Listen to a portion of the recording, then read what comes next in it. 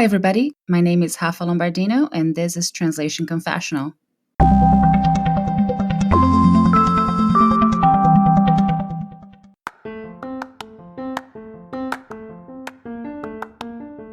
Before we continue, I wanted to tell you a bit about TMX Editor. It was created by Max Programs, the same company behind Swordfish, which you probably already know is my cat tool of choice since 2008. TMX Editor is the ideal tool if you receive a large TMX file from a client and need to verify and edit segments on the fly.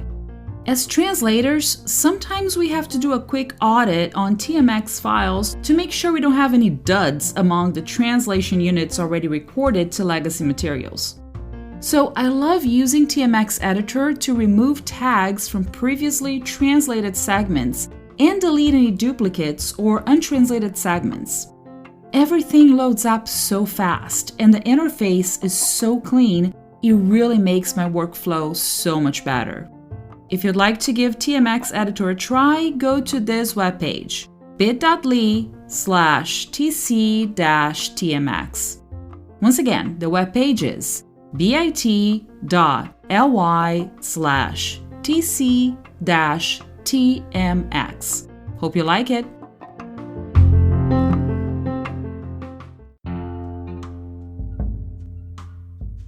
Translating for speech. Today, I wanted to talk about a growing segment that can help you diversify your services once you learn more about it and study hard to adapt your skills and have this new specialization under your belt.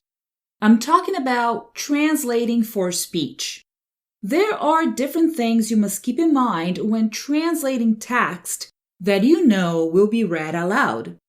In other words, more than being faithful to the original, you must focus on the message and how it will be received by the target audience, which will largely depend on what they hear because that's the main purpose of content that is meant to be read aloud.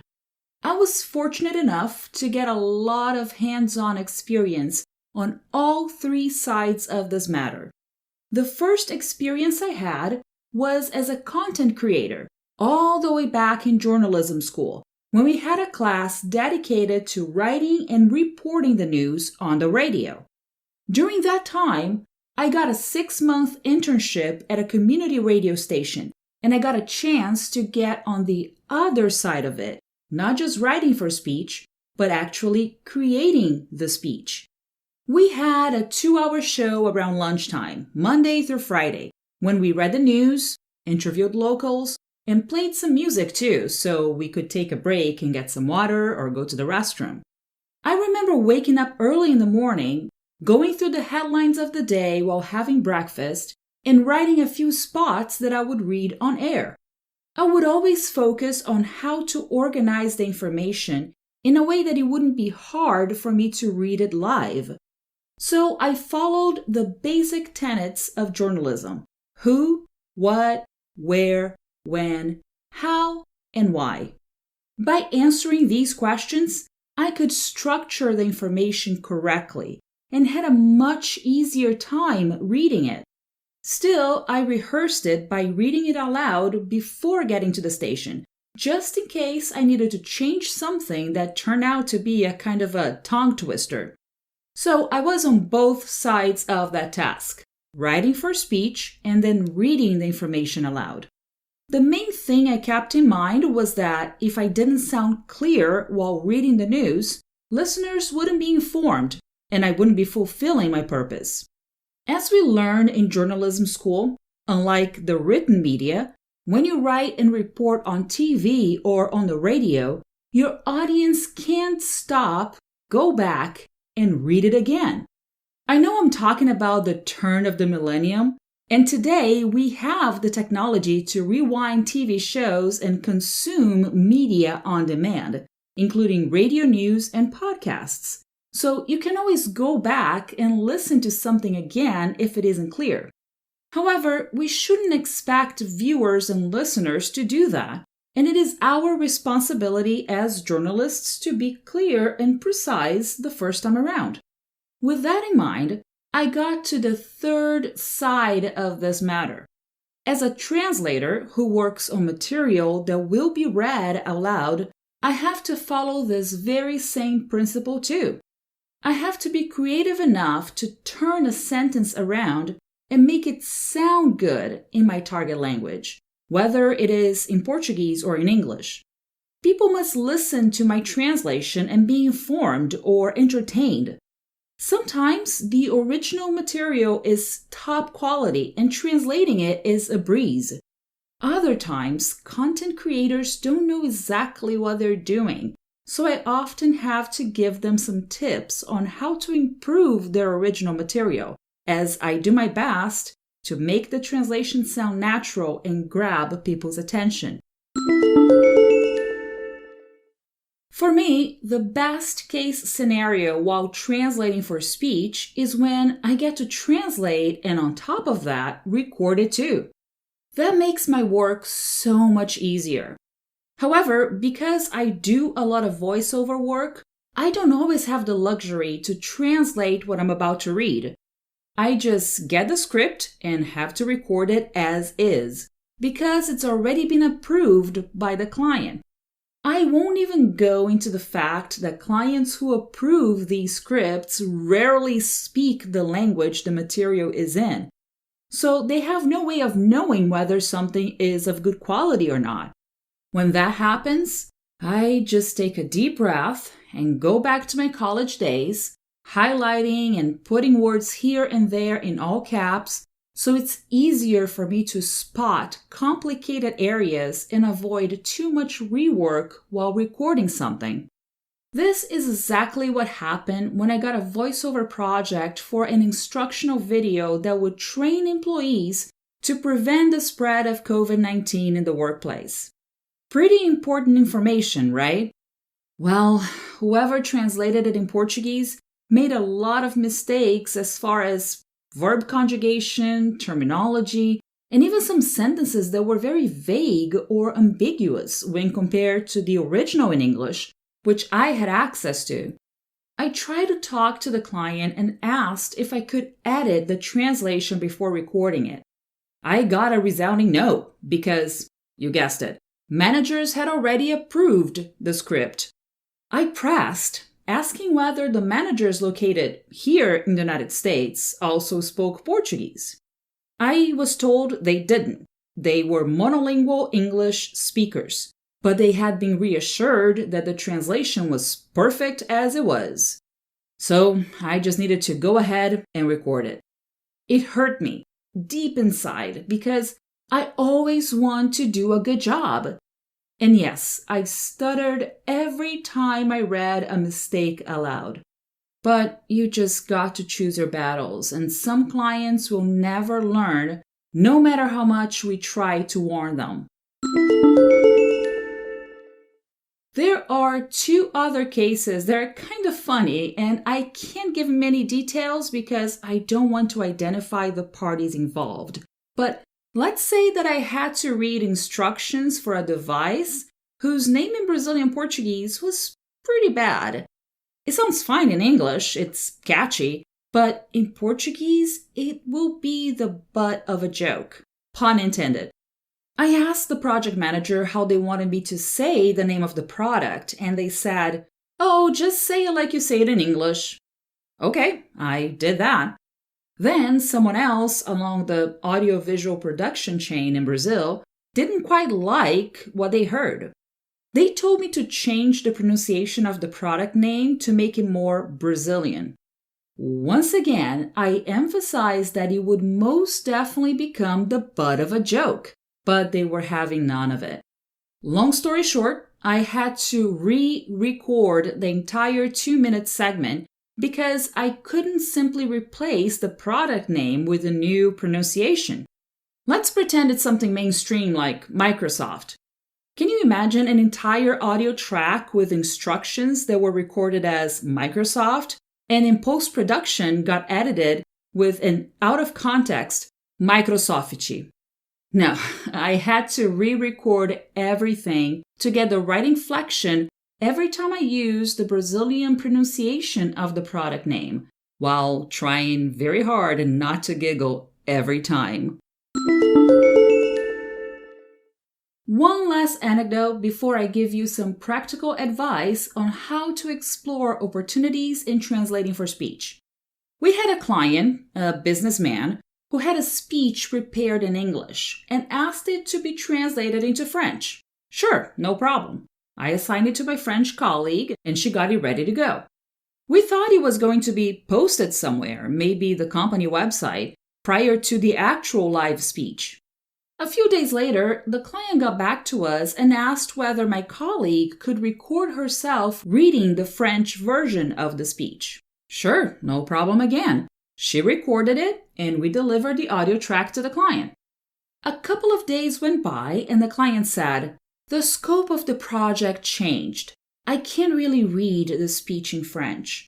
I thought my French from high school was enough, but I won't be able to read it to our potential partners in France, at least not convincingly. Can your colleague maybe jump on a call and coach me into making sure my pronunciation is spot on?" I honestly did not know what to do. So this guy thought he was going to become fluent in French by reading a French version of his speech and then address a room full of French people to try to make a business deal. It was well before that Netflix show, Emily in Paris, or if I try a fake French pronunciation, kind of like what the guy was trying to do, Emily in Paris. But you can already imagine the situation this clueless businessman was getting himself into. I didn't even bother to go back to my colleague with that outrageous request, which would be a waste of her time. I explained to the client that what he was looking for was an interpreter. That way, he could read his speech comfortably in English. A professional interpreter would be in the room interpreting him, possibly using my colleague's translation as a very handy resource. I even told him this way he would have room to improvise if he felt like it, because interpreters translate in real time, and he would make a very good impression if he hired the right person for the job. Well, after the break, I'll bring you that practical advice I promised, so you can start exploring opportunities to try to translate for speech.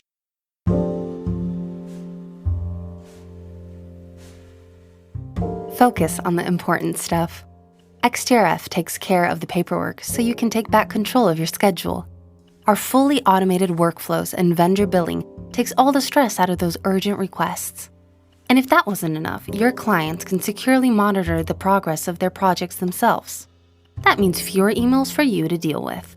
Did we mention our platform is fully customizable too? XTRF's team of experts can handle anything from CAT tool to accounting system integration. We could go on, but the benefits are endless. So if your company is in need of a productivity boost or your project managers can barely keep their heads above water, then let's talk. XTRF has the solution you need. XTRF, translation made simple. Visit our website, xtrf.eu. Let's talk about your business. So, as promised, here are some ideas on the type of projects you could receive to translate for speech. I guess the most well-known kind of project you could pursue in this area is translations for dubbing. I don't do it myself, but I've been following the work of amazing translators who are translating a lot of series and movies for voice actors to dub them. It's a highly specialized segment. It requires a lot of training, counting syllables, matching the actor's mouth, respecting time restrictions and rhythm. I mean, it's a completely different ballgame, and the final result is a delight when it's done right. The closest I got, it was a series of tutorials, so nothing glamorous like a movie or a TV show. There was a man and a woman explaining something, and I was able to translate what they were saying from Portuguese to English. After that, a dear colleague joined me and we recorded the voices in English. In that case, it wasn't really dubbing, but really a voice-over in the strictest sense of the word. If you ever watch the news, when someone is being interviewed in another language, you can hear a little bit of what they're saying, and then a voice in the target language comes in on top of it. Well, that's how a voice comes over the original voice for the audience to understand what's being said. So it's not quite interpreting because it's not real time, and it's not dubbing either because you can still hear the original at a much lower volume. Following that same idea, you could provide translations for different kinds of videos, whether the speaker is shown on screen or not. Besides tutorials, like the one project I mentioned, you could translate commercials or videos meant to introduce a product or a service to a foreign audience. You could also work on recorded events, such as webinars, when subtitles won't be added and instead the client wishes to make an alternative audio track available in another language. In that kind of material, sometimes an interpreter could be hired too, so they would interpret what is being said and record themselves to provide that additional audio track.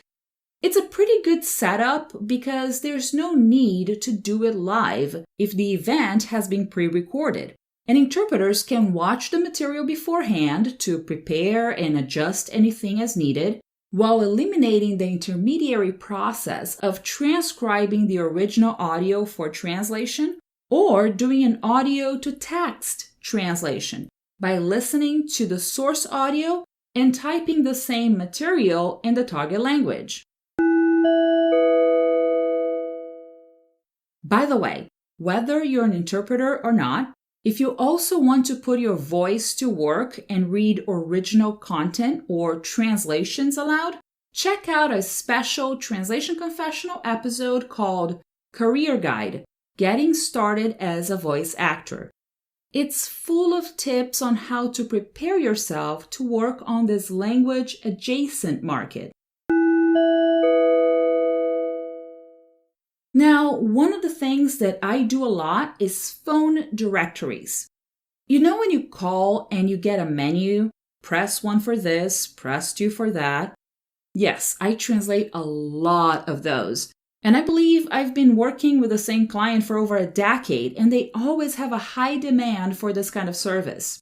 I really enjoy it because I'm easily frustrated with phone directories. So doing a good job when translating them gives me some peace of mind that someone on the other end of the line will have an easy time navigating through the options to get the information or service they need.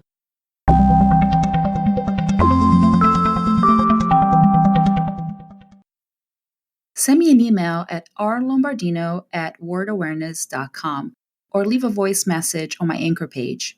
If I get enough feedback and voice messages, I can go back to the subject and post a special podcast episode with everyone's opinion on this very same theme.